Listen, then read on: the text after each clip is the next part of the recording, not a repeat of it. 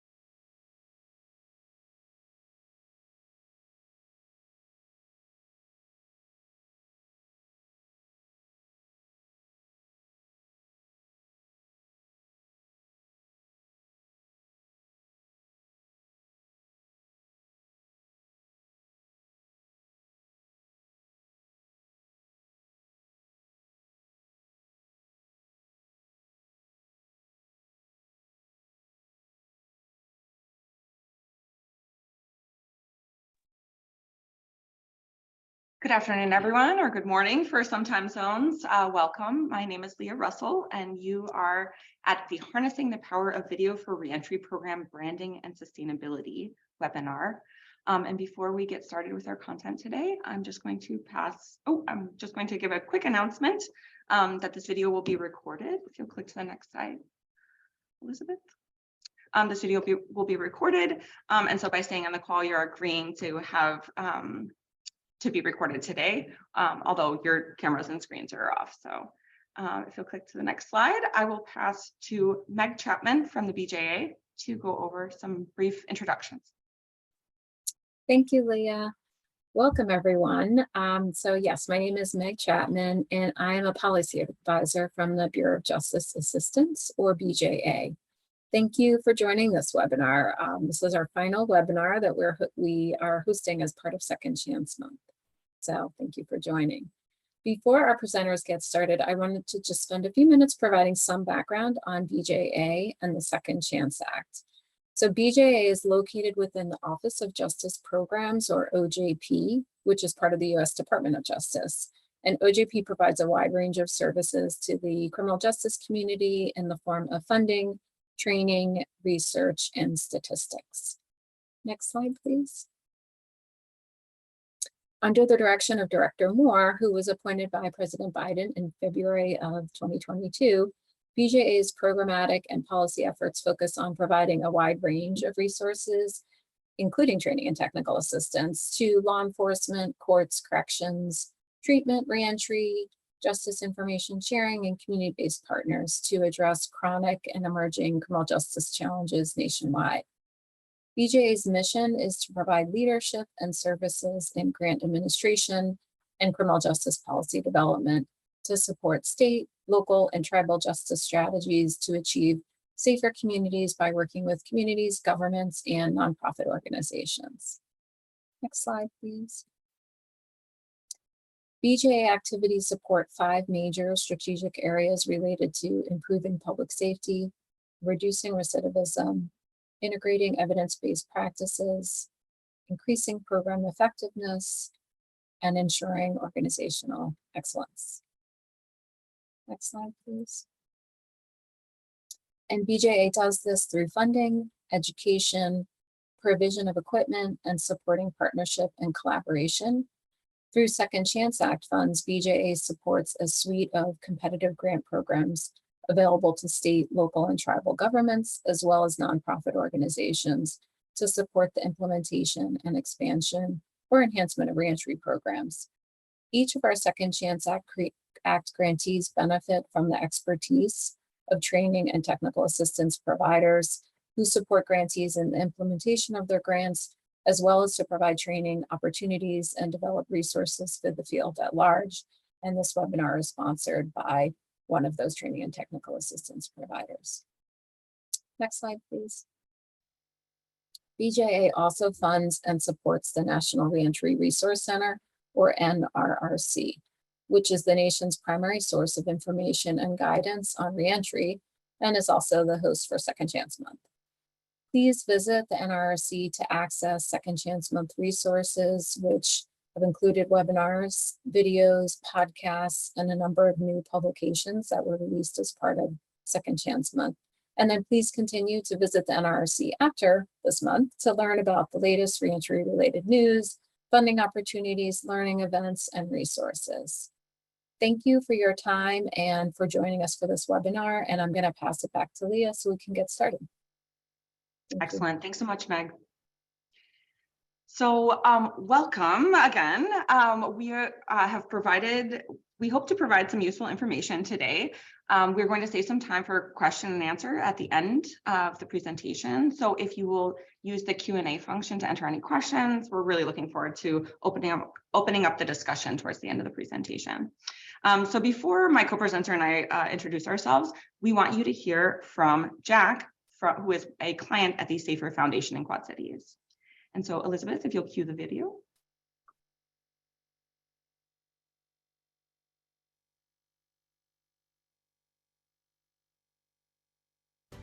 And so now my main goal and my main hope is that the things that— And Elizabeth, if you can just start right from the beginning. Try to help people with. Thank you. People that—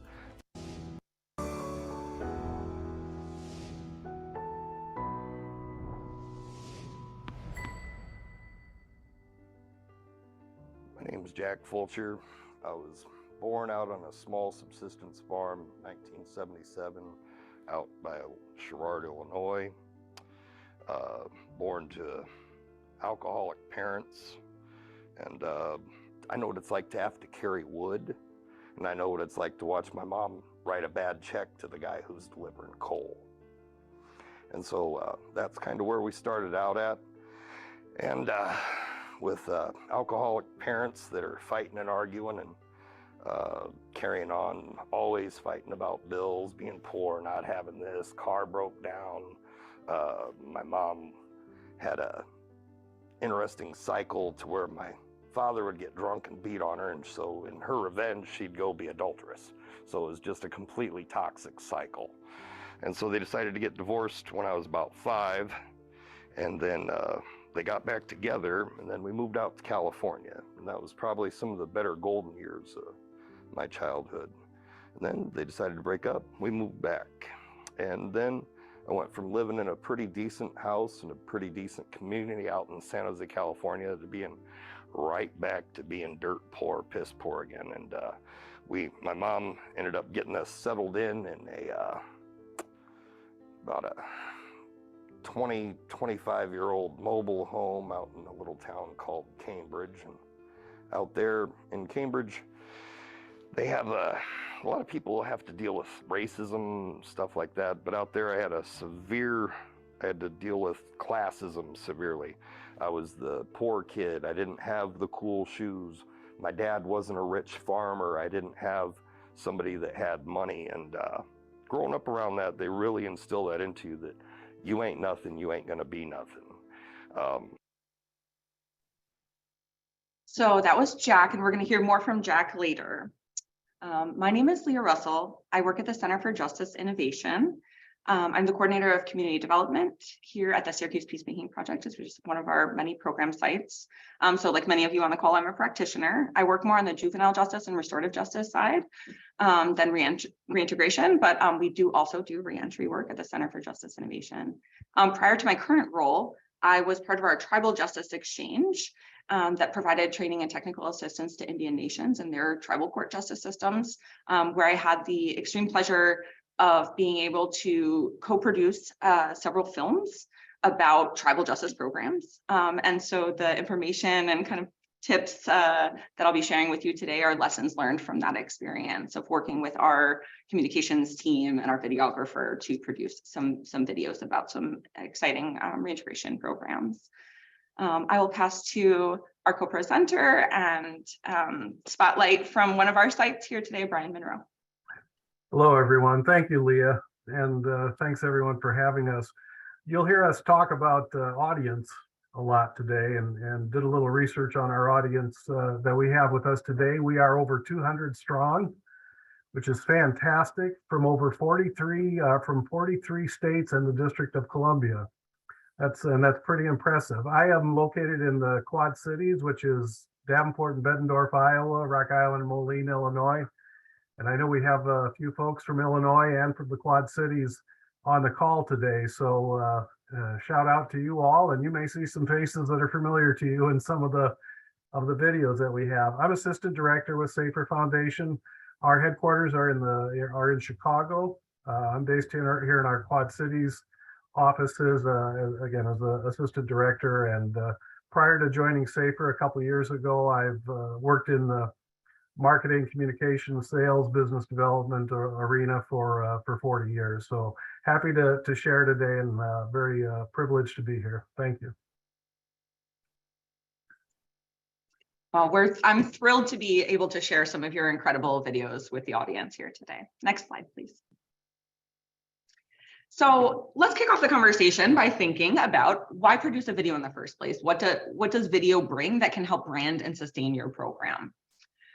First of all, videos are accessible to a really broad audience. So whether you're speaking to a funder who has a very busy schedule and only has a couple minutes to hear about your program, or whether you're speaking to community members or English language learners or somebody with limited literacy, videos can be an excellent way to reach that really broad, diverse audience. Videos can be shared widely. You can just text a link to somebody, or you can share them on your social media. We'll talk more about sharing later. Videos are visually stimulating and they form an emotional connection. And so when we are inviting people to get involved in our programs or to support our programs or to be a participant or to take advantage of our services, videos allow us to really move people. Videos also convey what flyers and email cannot, and you can provide a lot of information in a really short amount of time. Next slide, please. So the next biggest question is producing a video feasible for your project, for your staff? It is not necessary to have funds set aside, as we'll go through some of the options, but it certainly is helpful to have a budget. So as you're thinking about the future and as you write your grants, maybe budgeting in a little bit of money to do a video can be a good idea. But whether or not you have funds is something to consider, and especially whether or not you have the time to put into producing a quality video, right? It does take some staff time to plan, film, and edit a video. So kind of just thinking about your capacity as a team. Next slide. And then if you decide that you have maybe some funding or not, but that you have the capacity to produce a video, thinking through what kind of video is going to best serve your program and best contribute to the branding and sustainability of your project. So as Brian noted, it's very important to think about audience, right? Who is your video addressing? How long of a video is appropriate? Most sites will be best served by a pretty short video, 30 to 60 seconds. The videos that we'll spotlight here today are a little bit longer because they're client success stories. And so it takes a little bit more time to kind of hear about the background, like we were hearing about Jack's childhood and the kind of formative experiences that led him to incarceration in the first place, and then led him to become part of Safer Foundation's program. A documentary short is maybe around 15 to 18 minutes. The two videos that I produced were documentary shorts, and they really dug into the history of the program. But like I said, for most sites, a really short video will serve your purpose and be less of a burdensome process on your staff. Next, thinking about the theme or the purpose of the video is critical. You want to have a clear goal from the beginning. You want to identify like, why are we producing this video? And we'll hear from Brian in just a minute about why they chose the type of video that they did. Next, you'll think through like, what are you going to do with this video when it's made? Where will you share it, right? And then something kind of a pro tip to think about is, particularly because we're talking about video through the lens of branding and sustainability and how it can help promote and sustain your program, we want to think about branding within your video, right? So wherever possible, to have your visible logo, or maybe to show your program off of offices, or to have staff be wearing your program swag with your program name on it, can be kind of just a way to maximize that branding within your video. And we'll see some examples of how Safer did that in their videos. Next slide, please. So again, thinking through the theme or the purpose, different videos serve different purposes, right? So a video could answer a very particular specific question. For example, the Syracuse Peacemaking Project where I work is in currently a competitive grant competition using participatory budgeting. So the community will vote on the ideas that they like the most, and then the project proposal that gets the most votes will win the funding. And so our team produced a video answering the question of how will your project or your team increase lead testing in the city of Syracuse in 2024? It's a very specific question, and the video addresses that very particular question. Another type of video or another purpose might be to feature a unique part of your program, something that sets you apart from other services or other programs in your community. You might use video to tell a client success story, to share the origin story of your program. So for instance, a lot of times when agencies hit kind of big milestones or like 25-year anniversary, they like to make a commemorative video kind of telling the origin story and the evolution of a program. But regardless of the theme or purpose of your video, I highly recommend that your video includes a call to action. It is a way to intentionally engage the audience and make them feel like they're a part of your program or that they can somehow contribute in some way or do something. So we'll talk more in a minute about what a call to action looks like. Next slide, please. So I'm going to ask Brian a couple questions to chime in here. Brian, for you, what was the purpose of creating videos, and why did you choose client success stories? Did you have any funds? And also like maybe some lessons learned from the process. Well, I think, thanks, Leah. The purposes of the videos, or the reasons we chose to do videos at this particular time, and these were all finished in 2022. The videos that we now have in our portfolio were for multiple reasons. One, kind of need to explain the structure of Safer Foundation in general. As I mentioned, we are headquartered in Chicago, which from a marketing communication standpoint, obviously is a huge difference than the Quad Cities marketplace here. We're roughly have a labor shed of 500,000 individuals if we include multiple counties around the Quad Cities, and Cook County alone exceeds that. And our presence, our footprint in the Chicago area is quite large. We were founded in 72 and came here in 76. We've been around for a while, but it hasn't always been easy for us to take advantage of the resources that an organization the size of us has from this location. So part of what we wanted to do was to give our Chicago location, where our marketing staff, corporate marketing staff was, to provide them additional assets that they could use to, when they're telling the Safer Foundation story, we're making sure that the Quad Cities is included here, because we have the same needs and we work together with Chicago, but we have different regional and local funders here. We have different and regional and local referral resources. So it was getting tools and assets that we can use here locally, and then use from a corporate standpoint. As Leah suggested, the importance of video has just grown over time. I think over 80% of content viewed online on the internet is video now, which is just amazing, actually. So that was one thing. We wanted those tools where we knew that we could reach people. Secondly, video is just, particularly in the social services industry or nonprofit world, it's the easiest way to share what you do, to share the successes of what you do with credibility. Video just makes everything real. It's the easiest way to do that. Putting together that package and the end product can be a little tricky, but video is just the best vehicle that's available to us today to tell a really difficult story. As you saw with Jack, I could tell you how Jack grew up. You're not gonna get the same impression from hearing me tell it that you did just in the short 2 minutes that Jack told his story.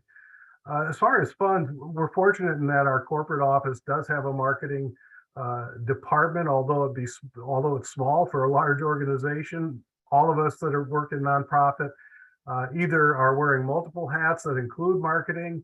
I mentioned the audience that we have on here today, and the majority of the audience is caseworkers or CEOs or executive directors. And I know you're all doing what we're doing here in the Quad Cities, which is trying to get everything done with limited resources. So the funds, if you've got them, are great. We happen to have a wonderful relationship with a video house in Chicago that we work with that does some work with us here. We were able to have them travel to the Quad Cities to get that done. But Leah's going to talk about options for you to work without an outside agency, and how you can make that happen. So we were fortunate that we had some of that, but you still, the process is still the same, whether you're working with an agency or you're doing it yourself. I touched a little bit on how we chose this type of video. Part of it's, based on, I was fortunate to work with a professional in our Chicago office that has similar experience that I do, and it's just the testimonial, the interview process type of interview. When you're telling a success story or when you're telling an impact story, there's nothing quite like it. You have to prepare properly to choose the right people and the right process to get there. As far as lessons learned, I think a couple things. You have to be willing, especially when you're working within a larger organization, you sometimes have to be willing to sacrifice perfection for just getting the product out there. It doesn't do any good if you're sitting there tweaking, or someone in corporate is tweaking, or someone in a different location is tweaking. You've got to get it out there. It doesn't do any good. If you build it, they will come isn't true when it comes to marketing materials. Doesn't do any good if no one sees it. And I think be mindful of the goal that you have set. That is something that's true with a lot of marketing communications projects, but be very clear on the front end, as Leo was explaining, on what your objective is. And that really, when you get everyone to agree, yeah, that's our objective, then that gives you, as the person in charge, the power of no, or no, not now. Look, we decided this is what we're going to do. What you're suggesting is great, and maybe we can do that later. But right now, we've got this individual. We have to be mindful of their time. We have to be mindful of our goal and objective, and let's get to this part. A lot more, Leah, as you know, but that's kind of a quick. Yes. You raised some excellent points here, Brian. I just want to reiterate. So as Brian said, whether or not you're working with a communications team or professional videographers, thinking through the questions that we're going to ask today is critical. It is what sets your video apart from any teenager with a phone clicking and hitting record, pointing the camera and hitting record, right? So having kind of this level of intentionality will make sure that your video is a product that you can use for the intended purposes that you aligned. Next slide, please. So we're going to get into kind of the meat and the potatoes of stuff. I thought it was really interesting, Brian, that you were reflecting on not only did your client success stories help expose your excellent work in Quad Cities, but it also helped you do some internal organizational branding, right? It's like helping inform other folks at your own organization about the work that you do, so that they can help elevate your brand.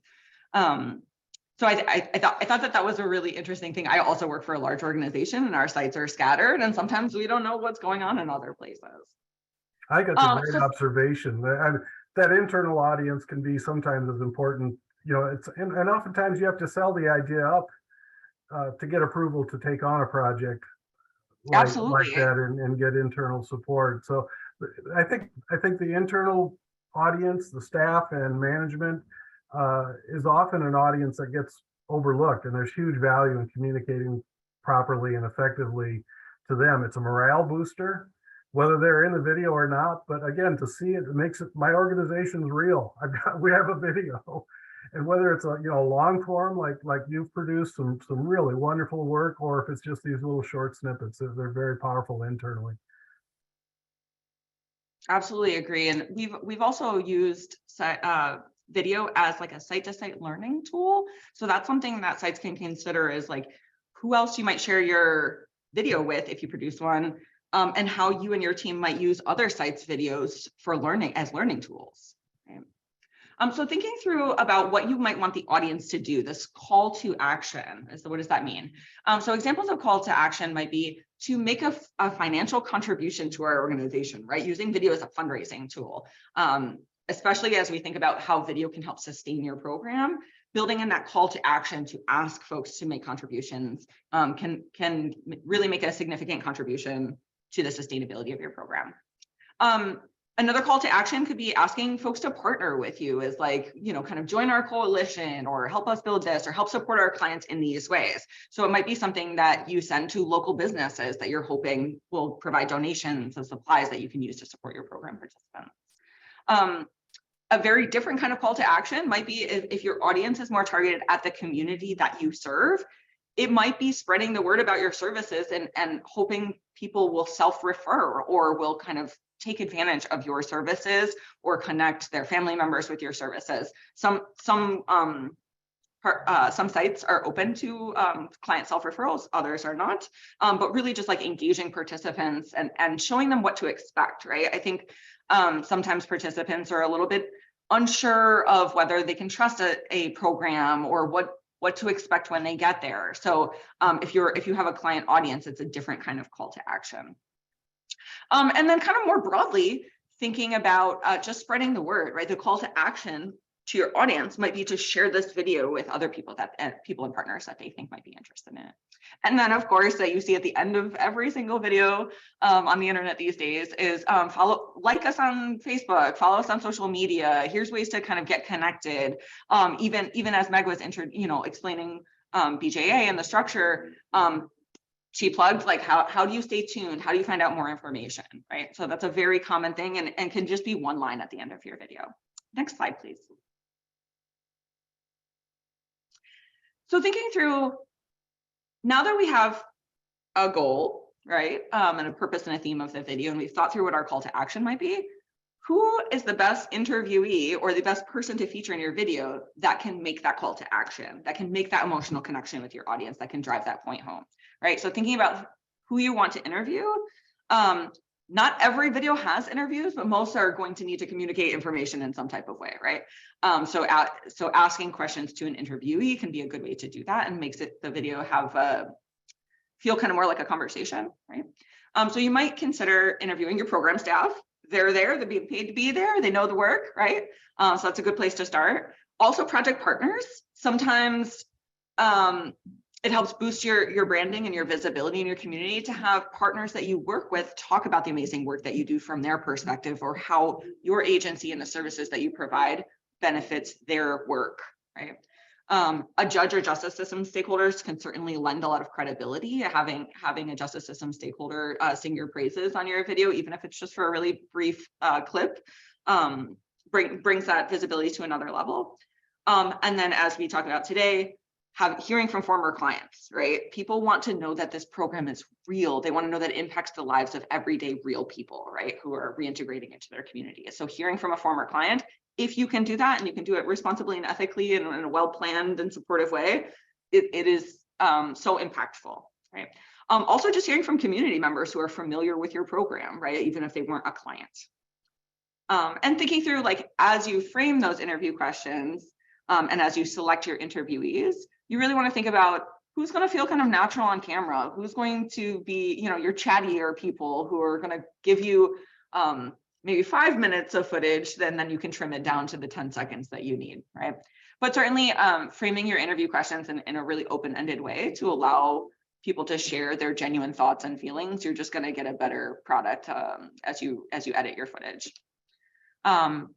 Definitely recommend providing the questions to interviewees beforehand. Although if they prep too much, they might just be more nervous, right? So you do want it to feel kind of natural. You don't want it to be the 5th time that they're answering that same question. You want it to maybe only be the 2nd time, but give them a chance to think about it.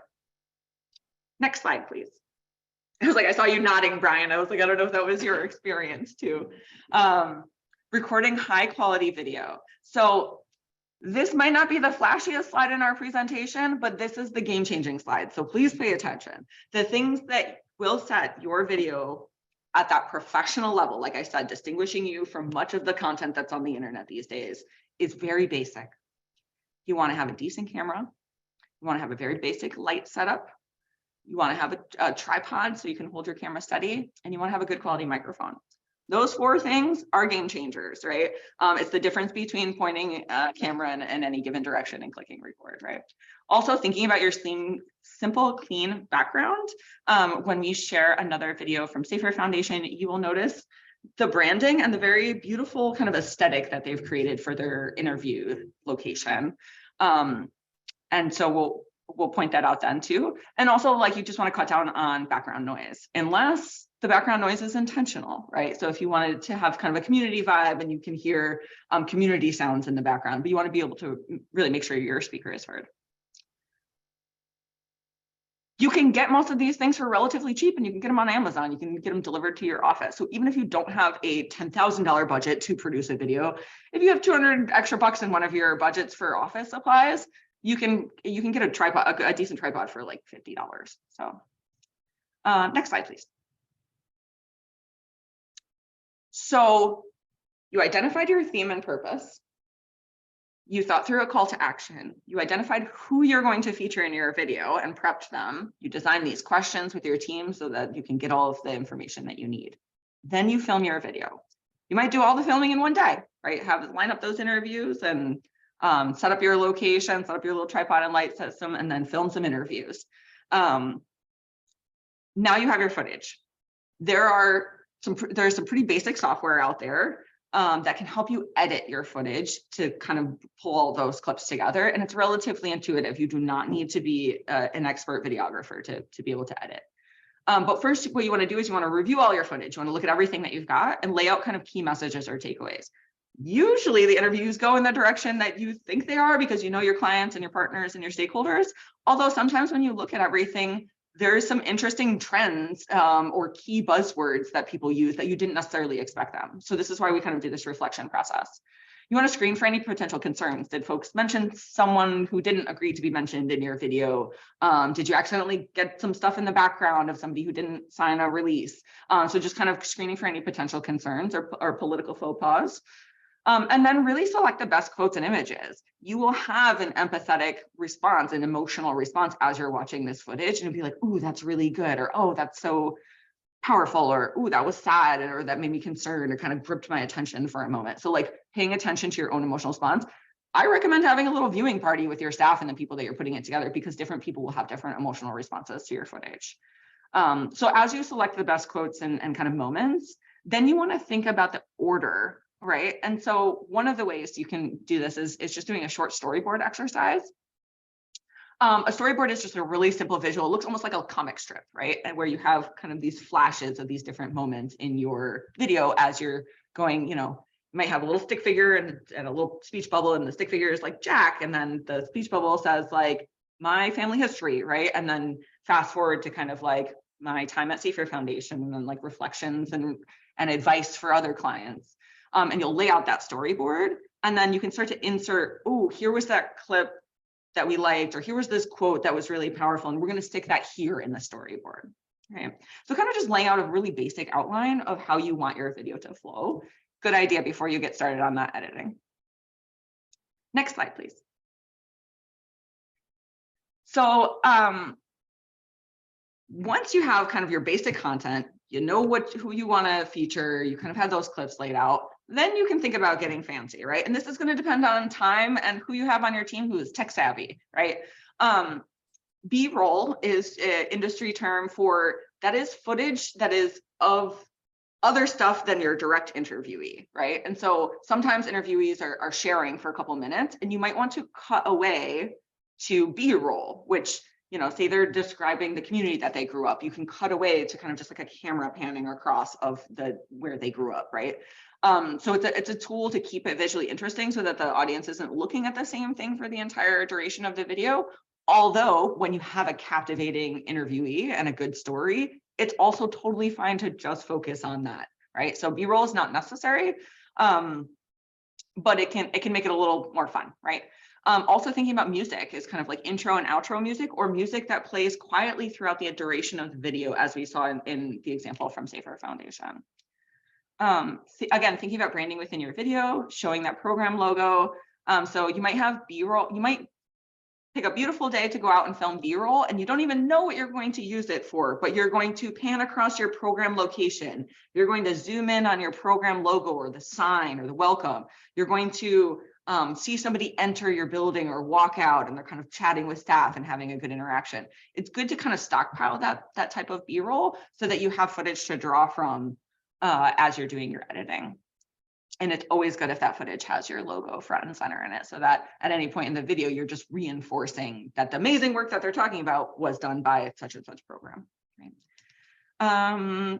Another cool thing you might do is to feature maps. If you're nerdy like me, you like that kind of stuff, or to be able to kind of contextualize where your program operates, what your catchment area is. And again, using photos to break up interviewees and add depth to the storytelling. So as somebody's sharing their story or they're reflecting, maybe you're a staff person is talking about, oh, and we had several of our program participants participate in this training or this unique opportunity or this block party that we threw last year. And then you're showing photographs of the thing that they're talking about, right? So it can kind of just be a way to make that real for the audience. Is like the staff person was there as they're telling you about it, but the audience member wasn't. So then you can show them that photo from that. And most of us have, if you're anything like me, you have thousands of photos on your computer from all of your years of awesome work. But if you don't, start taking photos now because you might use them next year for your video. Next slide, please. Leah, can I jump in for just a second? Please do. Reinforce something you said earlier in the kind of the production portion of this regarding the quality, attaining a high quality or a quality enough end result. I think the two things that Leah touched on that are most often the reasons for lack of a better word, amateur videos to fail. A professional will make sure this doesn't happen.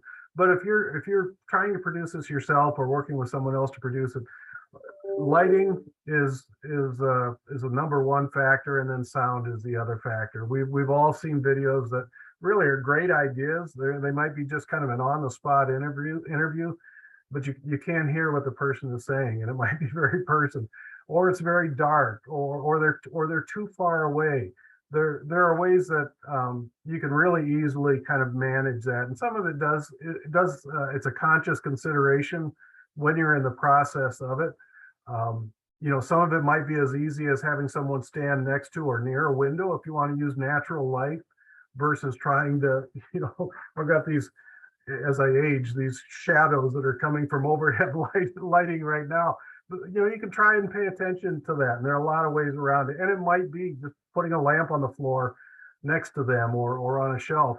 And as far as the audio goes, you just can't, if you're recording on a phone, you're not going to get audio if you're at any distance. You'll pick it up, but it's going to be distractingly bad.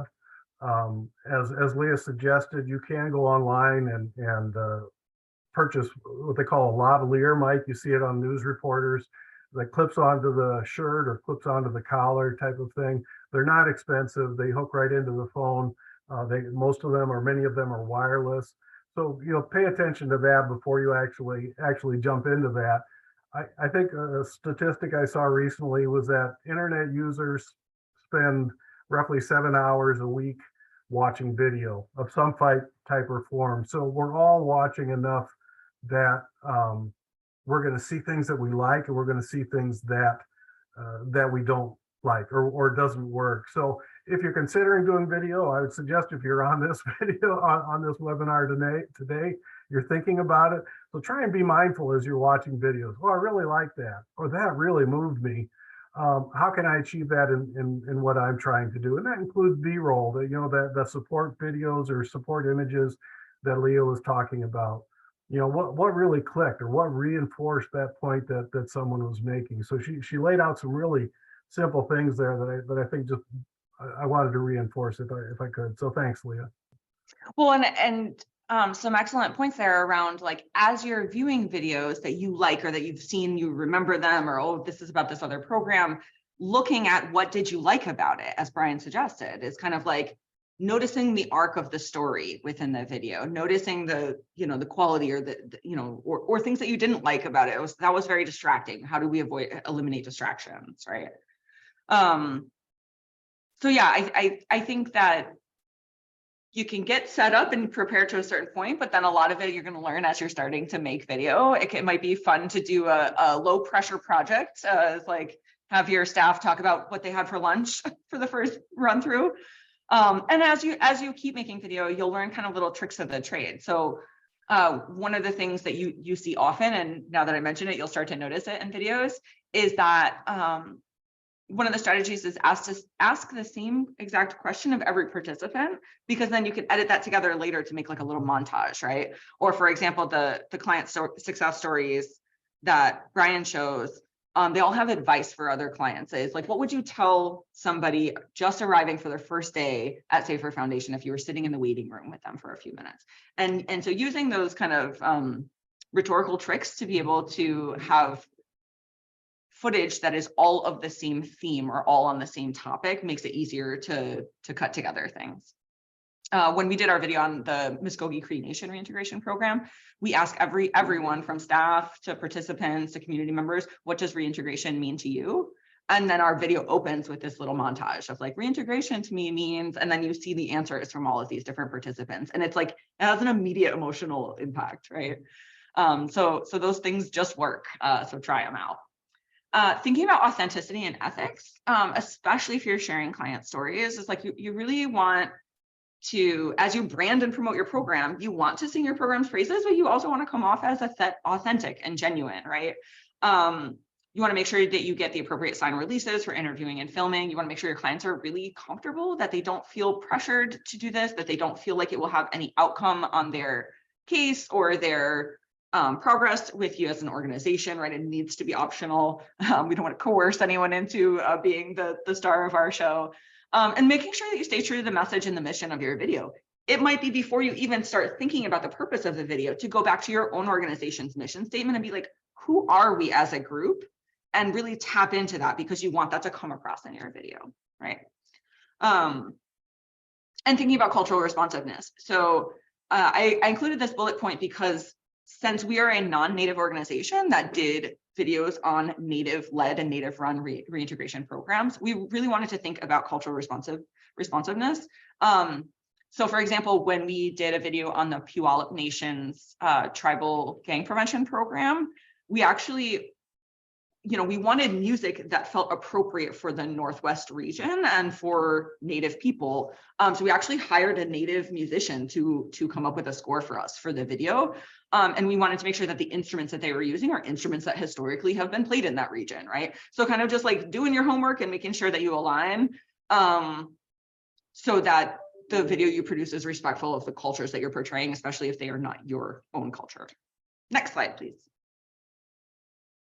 So speaking of authenticity and ethics and kind of taking all of the considerations around how do we support our clients and sharing their story, but make sure that it is a good experience for them, one that elevates your brand and program, but also does something good for that person. So I'm going to ask Brian to share with us about how Safer Foundation selected the individuals that they interviewed, how you prepared and supported them, and if there were any challenges that came up. Thanks, Leah. Yeah, I think, a lot of this, once it gets set in motion, at least in the world that we're in here with Safer Foundation, this part of it really kind of dictates a lot about the way the rest of the project rolls out, just because the individual is the star, is the focus. And I don't, in my day-to-day work, I don't work directly with the individuals that are in our programs. I have general knowledge of who's in there and kind of what we're doing on any given day, but it's our caseworkers and our program managers that have that day-to-day contact. So in our case, and I think perhaps in a lot of your situations, if you're not the individual that's working directly with them, it's an opportunity to make your staff feel involved. Well, they may not personally end up on screen. They really are. When we did what I tell you, so we laid out very clearly what our goals for the video were and how we were going to spend our time and what we were going to ask them to do, and then ask them for suggestions or recommendations. Okay, who have you worked with that's got a good story?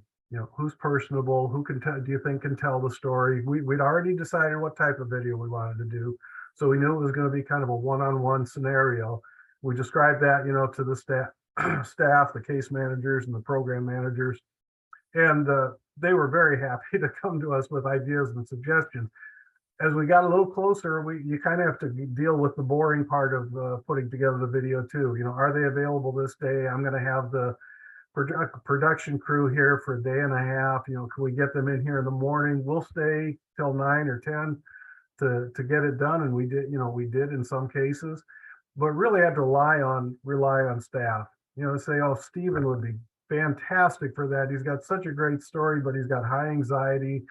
I really can't recommend it. And that, you know, that's not a unique situation. Or you know, this person would be I think would be really good, but I can't guarantee how they're going to do sitting for 20 minutes. Or they're just, you know, frankly, they're not easy to understand when they're talking. So you do have to take those types of things into consideration. Jack, who you all met at the outset here, we sat down with Jack, which is the way we do it all. We ask them to introduce themselves, and we give them one or two questions. Sometimes you have to redirect them, but the interview really, and the story ends up writing itself, frankly. In Jack's case, he talked nonstop for 40 minutes. And, you know, as Leah laid out, you know, you want a couple of minutes of an end product. So our challenge with Jack was editing down what he had. He does have an incredible story.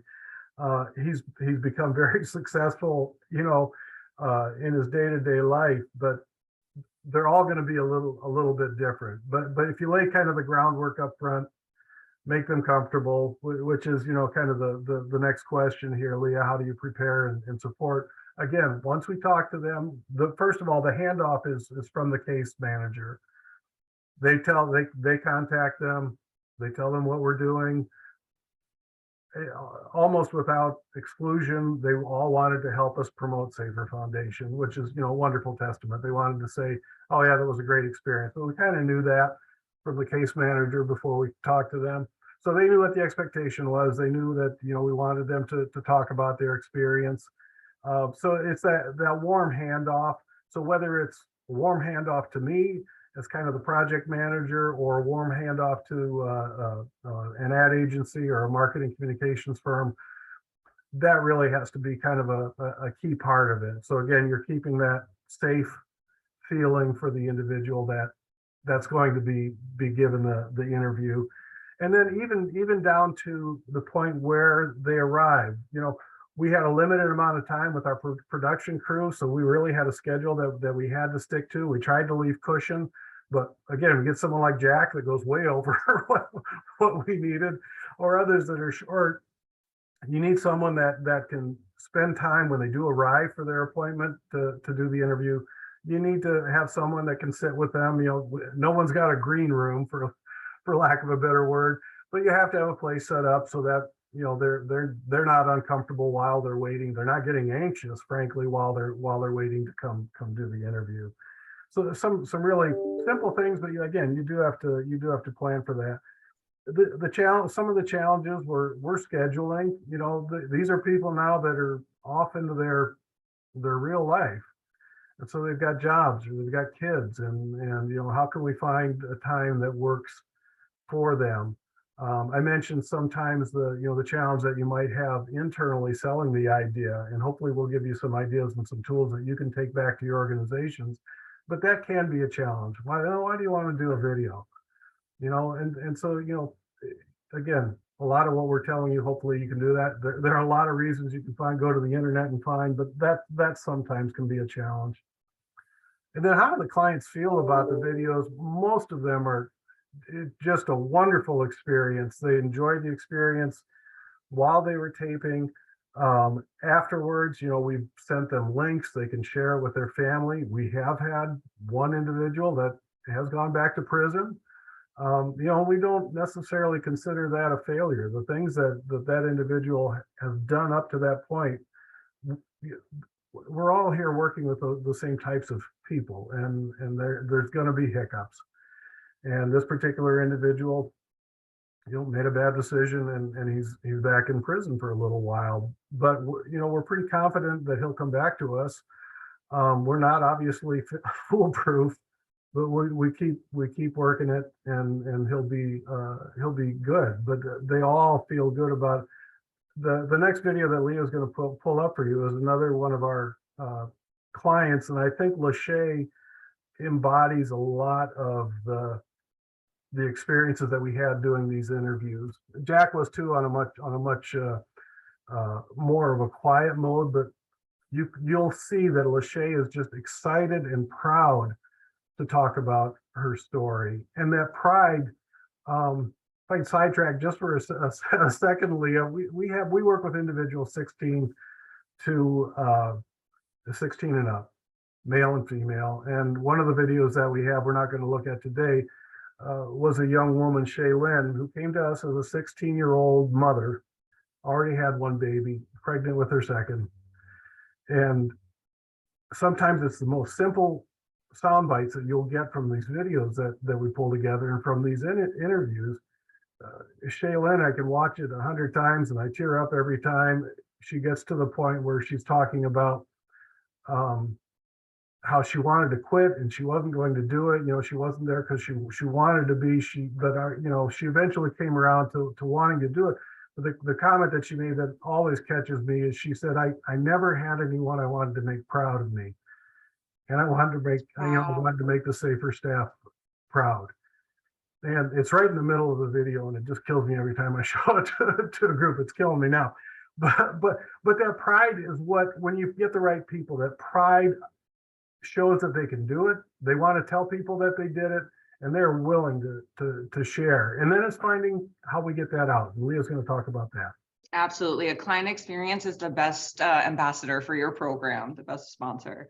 I want to make sure that we leave some questions for Q&A. So let's go right to the clip. We want to show you a couple more clips and talk about one more topic, and then we'll open up the conversation.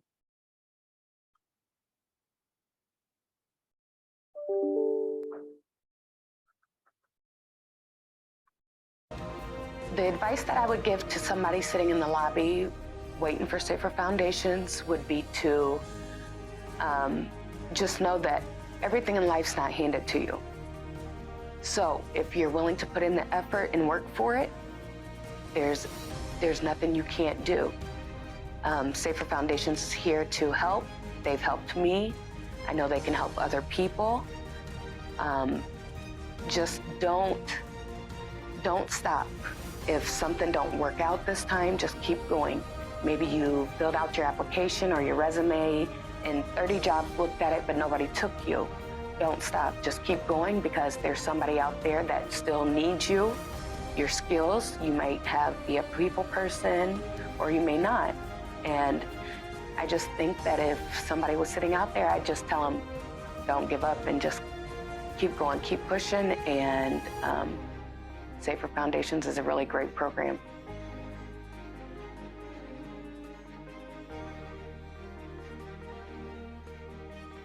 Feel free to do a silent round of applause at your desks. I love that. I really feel like the music kind of just builds. You'll notice the green screen with Safer Foundation at the end. They're branding that is their program color. You may have also noticed the green couch that participants were sitting on. So branding sometimes is kind of intuitive, right?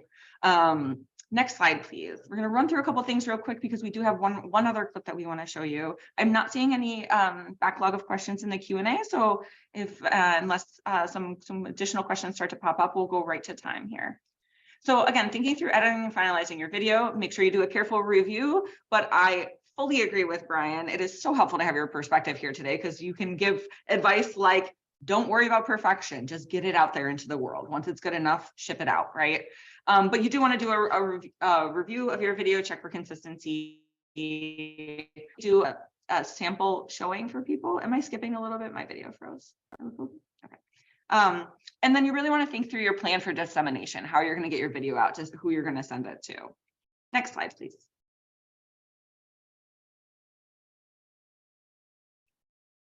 So you might share your video, obviously, on your social media, on your organization's website. If you would like to see more client success stories from Safer Foundation in Quad City, please go to their website and check it out. They have a bunch of them. It was hard to pick only two stories to share with you today. But then also you can email it out to listservs. So send that link to everybody. Okay, once you've put in the work, don't be shy about sharing it. For social media, it might be helpful to write just a short blurb or summary. as you share your video to give a little bit of context. Same thing for emails. Next slide, please. And I'm going to pass it back to Brian for maybe 2 minutes to share a little bit about where did you share your video? Sure. And I think, just to confirm, are we going to 3 or 3:30? The top of the hour, the bottom of the hour? Meg or Elizabeth? You have another half hour. Oh, we do. Okay, great. Excellent. That was, I felt like you were. Just wanted to make sure. I was like, why does my run of show say 4 o'clock? Go right ahead, Brian. Take your time. I wanted to make sure you had more time. Take your time in that case. I'll slow right back down. Well, no, but is there anything you want to back up to and hit? I could tell you were kind of squeezing No, that. I think it's pretty intuitive to sites, and feel free to ask more questions in the chat if you if I went over anything too quickly. All right, and I know I've been rambling a little. I apologize. No, so there are so many ways. I mentioned I started in marketing communications 40 years ago, and at that time, as a marketer, you had TV, radio, newspaper, and billboards were kind of the tough choices you had to make. Now there are so many choices and so many options, as Leah was just talking about. It's tough. I mean, it's great, but it's frankly, as a marketer, it's harder to pick the right vehicles and the right channels to reach your audience now than it was back then, with far fewer vehicles. There's so many options to pick and choose, and that's not just those of us in the social services or law enforcement or nonprofit world. That is, every retailer, every marketing communications individual or organization has to make those choices. No one has bottomless buckets of money unless you're, maybe Nike or Google or something like that. But you do it, so you have to choose, and you have to try and find those places where you can use them. As far as where we've used them, it is what would now be considered, the traditional vehicles on social media, on our website. I use them a lot in presentations that I make in the community. It's very easy. If you move on to create videos, I would recommend adding a link to your success stories in your email signature. It's any place that you can. It's no longer intrusive to at least leave that option out there. And honestly, you're missing an opportunity if you don't put that option out there in as many places as you can. And even preparing for this, I'm thinking of things. Gee, that's great advice. I should do that. But so you kind of take a look at those, and then in the media and the press, we'll talk a little bit more about that. But that video link, I talked early on about video lending instant credibility or being real. When you can do that, attach a link, and you picture someone in the newsroom that doesn't know what you do, doesn't know your organization's name, but you can show them 2-minute interview of someone that's been successful in dealing with life issues. They'll get it in a real short time span, and honestly, you'll find that they appreciate that. The other place that I think is new and an opportunity, those of us that are working day to day trying to find funding and grants, those videos are lifesavers. We've talked about the whole time, Leah has shared how video can help you tell your story or share your story. If you're making a pitch to, I had someone once call them review panels, well-intentioned, disinterested individuals that, review grants or go listen to marketing pitches. If you have a way that you can catch their attention, and video will do it, you've got to do it. So even at the end of a long grant form, you typically will find ways to add attachments if we can. Maybe it's a link, maybe it's a PDF of a brochure. You can add a video link now. You can send that and they will watch it. I strongly encourage that. And again, all of this comes back to audience. When you're doing that, pick the right video, pick the right selection that you have for that. As far as branding, Leah, I think you've really done a great job of touching on how the video can and should tie into that. So when you look for opportunities, I normally don't have a banner sitting in my office. I did it for today. It's like the coaches at the end of a game. You know, they're going to have some type of backdrop. You'll look for opportunities to tie those in, and the videos can help you do that as well. I think that's all I've got on that, Leah. Excellent. Thanks so much, Ryan. Next slide, please. So we want to talk a little bit about sustainability, right? And so Brian kind of touched upon how these videos had an impact in their community and also in their organization internally. But the videos that you produced also got a little bit of press attention. I love the idea of when you're contacting media to be able to include clips of videos to give them a little bit of context about the work that you do.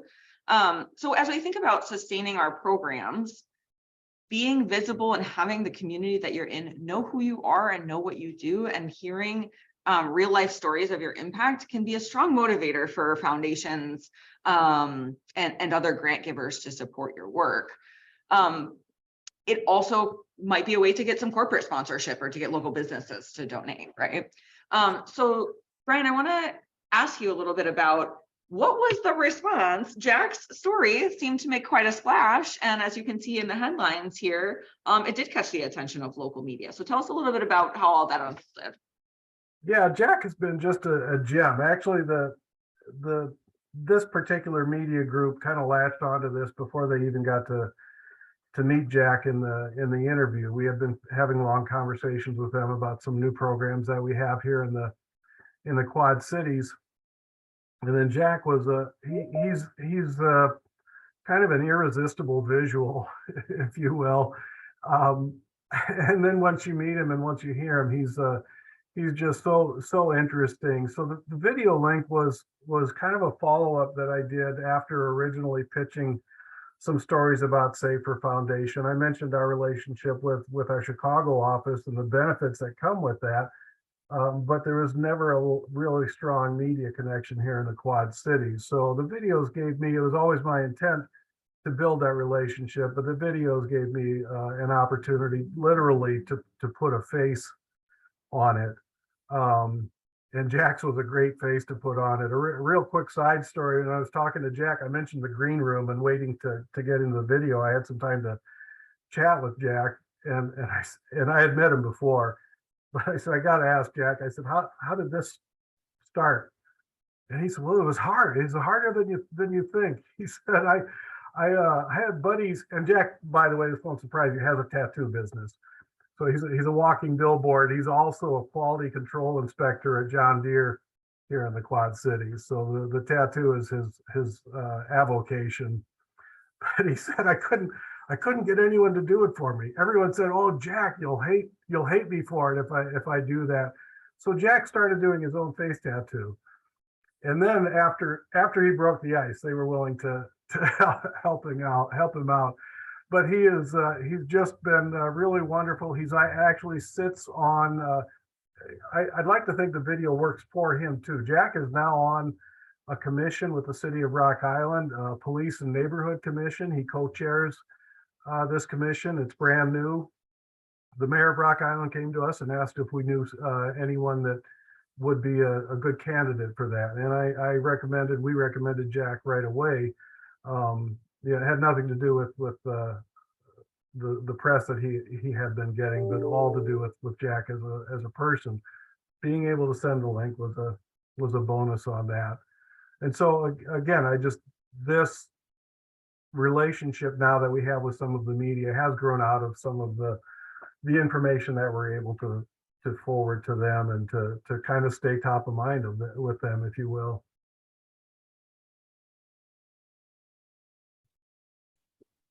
Thank you so much, Brian. This is so cool. So I hope that this serves as a real world example for those on the call of kind of what producing a video can result in that you might not have anticipated. So thinking back over the content that we've shared with you today, thinking through feasibility, whether producing a video is feasible. Once you decide you're going to dive into it, maybe taking a half-day retreat with your team to lay out the purpose, the goals, the theme for the video, right? And then really identifying talking with your case managers, as Brian said, like they were the ones who identified those participants, saying who's going to be good on camera, who's had a good experience, who's stable enough in their recovery or in their reintegration process that they're going to be able to speak to this effectively, right?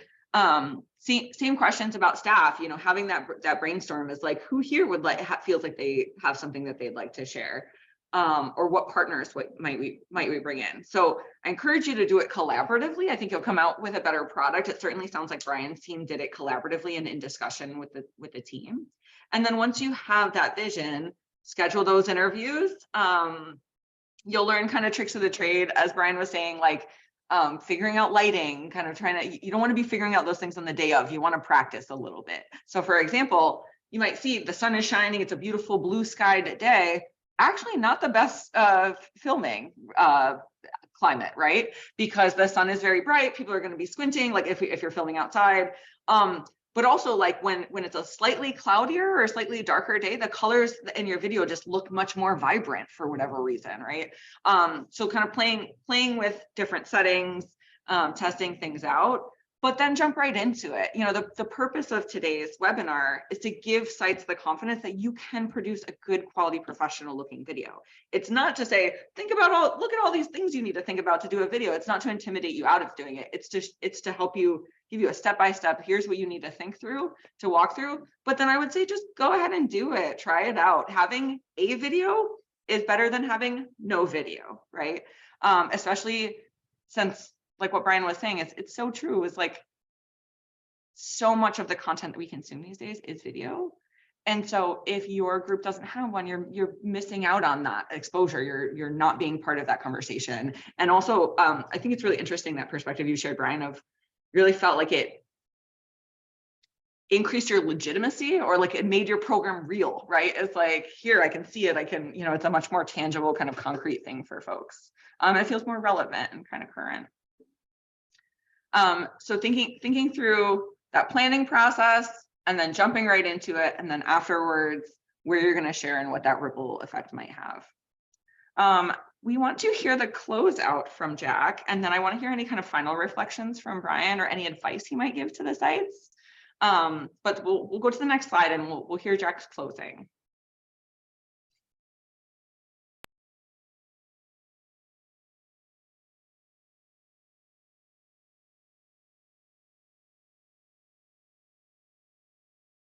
Work that I could. And so now my main goal and my main hope is that the things that I do and the things that I try to help people with and the people that I try to funnel and push towards safer, that hopefully they listen to me and they understand that they have to do the work, because if they're willing to do the work, safer's willing to be there for them.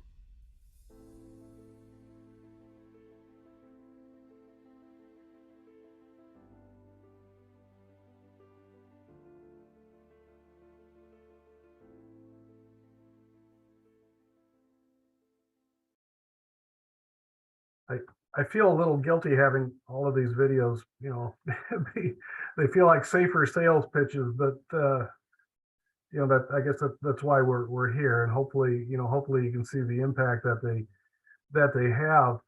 One thing that came out of this process for me, I mentioned that I've been with Safer Foundation for a couple of years and have had my own personal experience where I'm aware with a lot of the universe that we're working in here as an organization. But there were still some things that really jumped out in doing these interviews. One thing was the point Jack was making there at the end, and I guess what I'm leading up to is, you know, you'll find marketing and positioning language that you can use, you know, whether it's writing a grant or writing a press release or writing an internal sales pitch. Jack's comment there about working on it, and you heard the Lachey say that a little bit too. That was really a recurring theme. Individuals that realize that it does take work and that the return was there for them when they did that. So that, it was just kind of a little nugget that I think we all as a team here have kept, that we know that it's work, you know, and we know that they do that, but the fact that they've appreciated that fact and that they want to make sure other people understand that. Anyone that works in the reentry space knows that it's not an automatic deal for our individuals that we work with and that we care for. So that was one, I think, real takeaway on that. The things that you can get out of this process as well as an organization. I can't think, I'm sorry, Leah, was there another question? I'm kind of curious just about thinking about your experience. How many months from kind of we started making these client success story videos to the videos were up online? How long was that? Great question. We were really very fortunate, and not everyone is going to be that. Most of us, I think, are not large organizations. Safer Foundation happens to have the resources that we had. This video house I mentioned that we were working with, and they were aware that we wanted a fast turnaround on this. So in our particular case, from the time that we started organizing this to the time that we had a couple videos that we could put out there, it was probably 8 weeks, which really can be pretty quick turnaround when you're working with multiple opportunities and multiple channels. Again, if you're doing it yourself, you're the one that controls that. But I think 2 months start to finish, and that includes working with staff, identifying the individuals, scheduling, getting the information, doing the taping, and then going back and letting the team do the editing. I think that's a reasonable time frame. But we celebrated our 50th, or recognized our 50th anniversary last year. So we had a new website go up, and a lot of this was driven towards a launch date for that. So we had a little added incentive. Unfortunately, I wasn't the one that had to work directly with the video house. So if someone had to crack the whip, it wasn't me. But having a deadline and a goal to work for helps too. Absolutely. So just to add to the diversity of potential experience, right? So that was a 2-month process for Brian and Safer Foundation and their team there. And they had a budget for this. And so they had professionals who do this kind of thing every day working with them. The video that I mentioned that we produced answering the question about how our team will increase lead testing in Syracuse next year, that was a proposal pitch for funding. That video we prepped for 30 to 45 minutes. And then we filmed for 5 minutes, and then we edited and sent it. So it was one afternoon, right? And we're probably going to win that money. We're up in the votes, right? So it serves the purpose that we needed it to serve, and it took one afternoon. Now, the 18-minute documentary short that we did on the Muskogee Cree Nation reintegration program, that project took a year, and the budget was like $15,000 or something, right? But it was an incredible learning experience for us, and it was worth it for the branding and visibility for that program, and also all of the connections that came out of just like the filming process. So don't feel like this is something that needs to take over your life for a year. As Brian said, you could do this in anywhere from like, a pretty short but intentionally purposed video in an afternoon to like, a 4 to 6 week project or a 2-month project that you focus on maybe during a slower time in your calendar year, right? And then lastly, before we open up to Q&As, I just wanted to, as you're thinking about feasibility, right? That very first question is like, can our project make a video? Don't just think about budget. Think about the resources that are available in your community, right? So Syracuse University has a communications program where their students, as part of their instruction, take courses in learning how to conduct interviews and do filming and all of that stuff. They're constantly reaching out to us for project ideas and wanting to connect and collaborate. So it is possible that you could work with a classroom of university students or a particular university student, or you could maximize the potential of an internship by getting an intern that has these skills already, right? So that you can mitigate the costs a little bit. Also,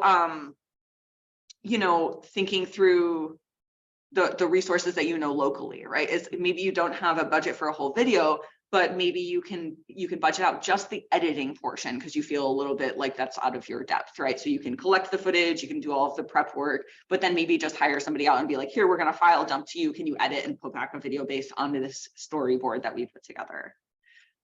So kind of just thinking through, like, you utilize all of your resources to make a great video. You could even reach out to sponsors or funders and say, you know, we have everything we need to run our programs right now. But what we don't have funding for is to produce a video. Would you give us X number of dollars for the purpose of producing a video?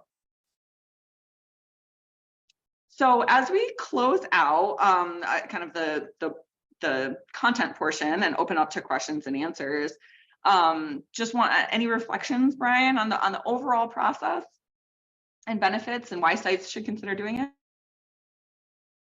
Oh, I think again, if you have a story to tell and a story to sell, this video is really is the way to go, and it's worth spending the time to kind of sort out what your options are. And I think that's part of what our goal today was, to present you with some options and hopefully motivate you to move it forward. You know, to have that conversation internally. How can we do this? Where are we going to use it? You know, what are our resources to get it done?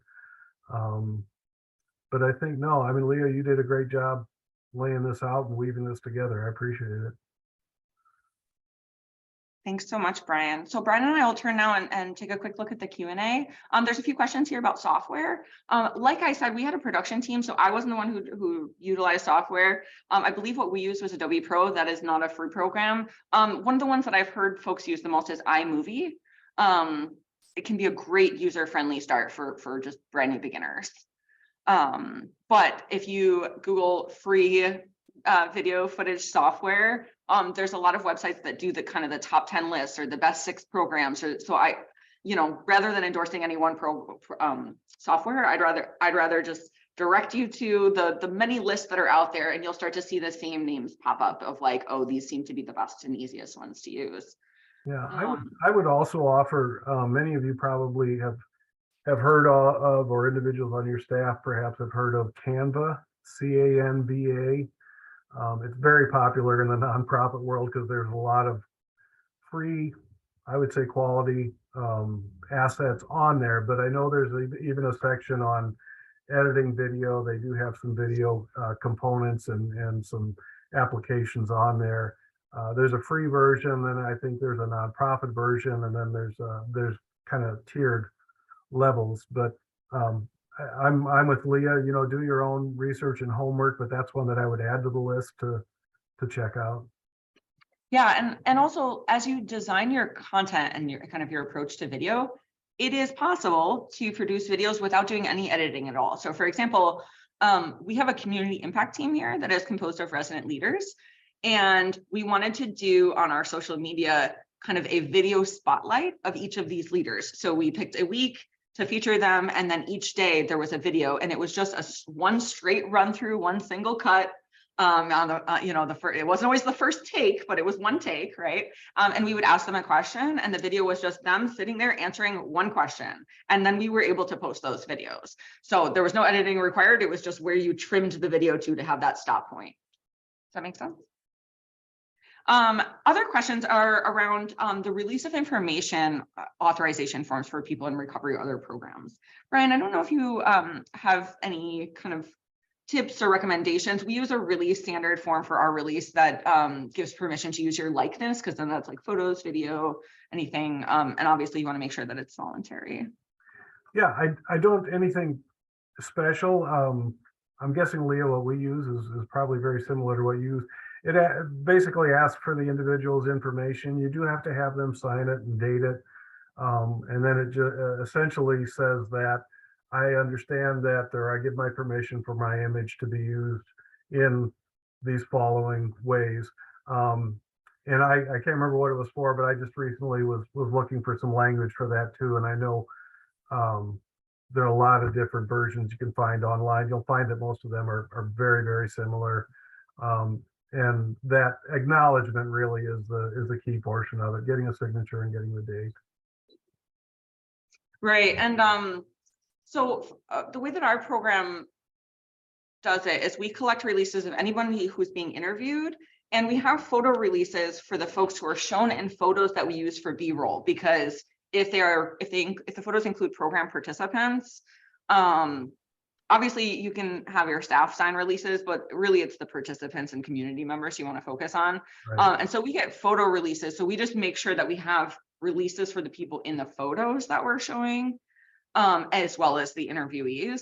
Now, industry standard as far as like who you need a release from and who you don't is that if you are filming in public, like say you're at a block party or you're at a job fair or you're filming out in the community, folks who are kind of in the background and at a distance, they're aware that they're in a public place. Most of the time they can see that somebody is filming, unless they directly ask you, hey, I just accidentally walked into that and I don't want to be in your film. Obviously that we respect, but in general, if you're filming at a block party, people know that they're at a public event and that it's possible that their likeness be captured. So it's not like you need the 1,000 people at that party to have to sign releases. It's really just for the interviewees. Other questions, comments?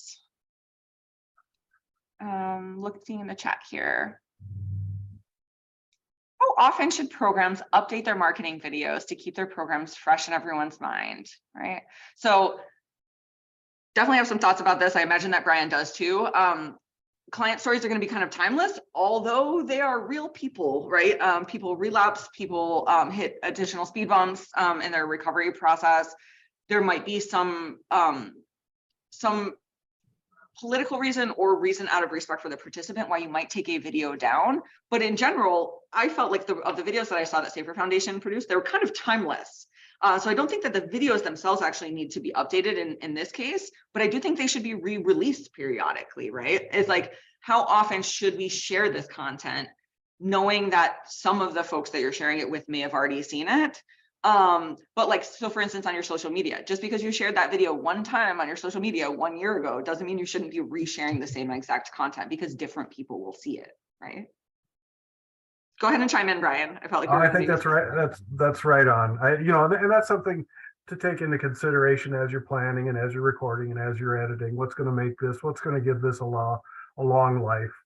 And how can we do that? Well, which makes me think of something I think, Leah, you and I talked about in our early conversations, and you touched on, but something that adds life to the footage that you capture is going in with a mindset that, okay, this can be edited for different applications. You might just use a portion here or there. And so with that in mind, the footage that you capture, the assets that you capture, give you flexibility to stretch that out. So there might be one finished product initially, but then you can still, I mentioned those individual quotes. You can find places to use those over and over again. Our videos, celebrated their year anniversary this past month, and I think they're still pretty good. I think we probably will, not because they have aged, but because there are other additional success stories that we want to share. We'll probably take a look again later this year at scheduling another set of videos that we can add to that portfolio, just because, again, in the industry that we work in, there are more stories to come out that we want to continue sharing. But I like, so this question raises it though, to keep their programs fresh in everyone's mind. So this is a really important point that the question touches on, which is, how frequently should we aim to release content, right? To stay fresh in people's minds. For people who are big on social media and who have lots of followers, I think the general best practice is 3 times a day. You want to be posting stuff 3 times a day. Obviously, we're not going to be posting 3 videos a day, and that would be a lot if we were. But I think annually, biannually, when changes occur in your program, I think definitely if you feel like your program has had a big year and has evolved a lot or has new components that it didn't have before, using a video to inform the community about kind of like what's new with us seems like a really, really awesome idea, right? It's like that video is a good tool for that. But as far as just like kind of staying present and staying in people's minds, I definitely think like twice a year to send your share your video with your listservs. People change jobs and positions, and there might be new folks at their organization who haven't seen that video. So I think if you're able to produce one short video a year about your program and about things that have been going on, or to share a client story, I mean, that's amazing. Other questions in the Q&A? Any recommendations on sharing large video files? Oof, this is a little bit tricky. Dropbox is helpful. I've shared stuff on Google Drive and haven't had too many issues, but those, again, were shorter videos. Yeah, that's definitely maybe a little bit trickier. So the Syracuse Peacemaking Project, we use a native informed practice of peacemaking circles. And a lot of people here don't know what peacemaking is, right? So we use a instructional video to kind of demonstrate what peacemaking is, right? It's a learning tool. And we actually produced that so long ago that we still have them on CDs. And while our homes and our cars don't often have disk drives anymore, our computers sometimes do still have disk drives. So it's not something I would recommend. I think we're trending away from that. It's definitely like need to figure out how to share files. For presentations, like Brian said, he's used these videos at presentations. I just put them on a thumb drive because then I make sure that I've got it. And I actually do use video a lot in presentations. It's really, really nice to be able to, you might be the only one who's presenting because you're the director or, you're the staff person that's best apt to give that presentation, but you also don't want to be the sole face of your program. You want, the program to speak for itself, and you want to hear from your partners. So it can be a way to add layers and depth to an otherwise unidimensional presentation. Yeah, I think too, the internet and emails have over time continued to grow in their ability to handle larger files. I mean, there was a time when you could take everything down when you tried to send something too large. But it's better, but as you're suggesting, Leah, it's not perfect. I had to do a little mind search. In my former life, I was sending large files quite often, and there's a website called WeTransfer, all one word. That was very handy and very, very easy to use for transferring and sending really large files. So you might check that out as well. It's just I think what most people do is they have a paid account to a video sharing platform like YouTube or Vimeo. Mm-hmm. And they upload the videos to that, and then they can just use the link, so that you're not actually sharing the files themselves. You're sharing the links to the files where they're posted. That's a great point. Yeah. Other questions, a couple of these might be a little bit outside of my depth, folks, so I don't want to just bluff it. But can you use a video found on YouTube without giving credit? I don't know. I'm not sure how to appropriately give credit to using other folks' videos, but certainly we've had like news media cover our project, and then we've asked their permission to continue sharing those files that they provide to us with other folks. So like certainly if a professional journalist and their camera crew interviews you, that is a video that you should use, right? So one way to get free and easy video for your project is to say yes to video interviews, right? Domain issues was also raised. I'm not sure. A little bit outside of my area of expertise, and I apologize that I'm not able to answer those questions. I think in general regarding the YouTube videos, if you're just sharing a video with someone else, you can do that as much as you want. It's on YouTube, and that's why it's there. As far as harvesting footage from YouTube to use in your video, that's I think generally accepted as improper, and you would want to check with whoever posted the video or whoever the producer of the video is to get approval. But I mean, if you're just wanting to send a video on as an example of something, they'd love for you to do that. But again, taking footage from someone else's is not acceptable. And then my last thought is, if you have a grant that currently has a training and technical assistance provider, ask your TTA to help you think through video and whether it's feasible for your site, and help you explore some resources. That's what they're there for, especially if you're a branding and sustainability TTA. So use the resources at your disposal and get help with your video project. So in closing, I want to give a huge thank you to Brian. I think like hearing from a person who works at a site who was able to accomplish producing videos was just like the best part of what we could offer here today. I hope that the audience found some of the information useful and that it encouraged you to embark on a journey to produce a video about your incredible work that you do. Brian, any last words? No, thank you all very much. Like Leah said, we're all in this together, and we're so appreciative of what you all do. I mentioned the list of attendees today, and the list of job titles and the list of organizations was just incredible. Thanks all for your interest, and good luck on moving forward what you do. And Meg, you'll close out for us. And there was a question about, will the video be shared, the recording of this presentation? Yes, there will be a recording of all of our presentations, all the webinars as part of Second Chance Month. So you see here, the National Reentry Resource Center will host those recordings. And I'm just joining to say again, thank you. Thank you for participating, and thank you for all of the wonderful work you do in your communities. And have a great day. Thanks so much, everyone. Bye-bye.